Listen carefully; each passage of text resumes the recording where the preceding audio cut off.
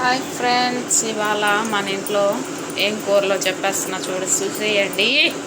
ఆకుకూర తాలింపు, ఆకు తాలింపు, అడుగున తాలింపు ఉండిపోయింది. మిక్సింగ్ చేసేద్దాం.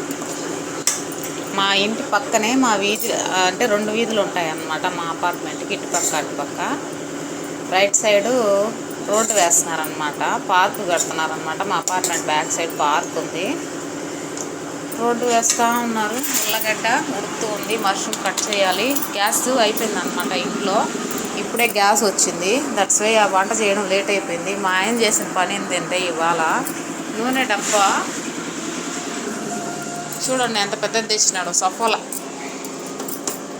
13 లీటర్ల వ్యాపారం తెచ్చాడు. కానీ దీన్ని ఉంచుకునేదానికి ఇది లేదనమాట.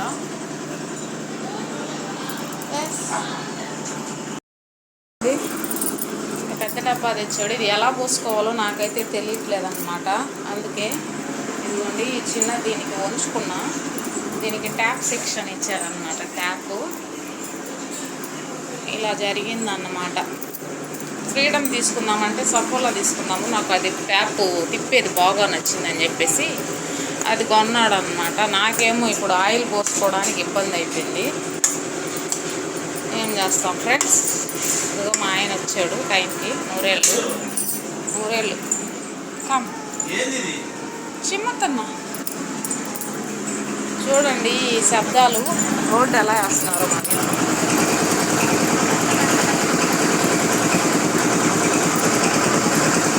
కనిపించిందా? సైడ్ కాలువలో రోడ్లో వేస్తున్నారు అనమాట. అయ్యయ్యో నా వంటిది. హాయ్ ఫ్రెండ్స్, మొత్తానికి ఆకుకూర తాలింపు అయిపోయింది. చూడండి ఎంత యమ్మీగా వచ్చిందో.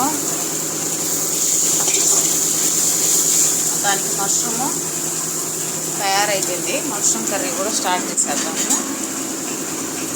సబ్స్క్రైబ్. ఆకుకూర తాలింపు.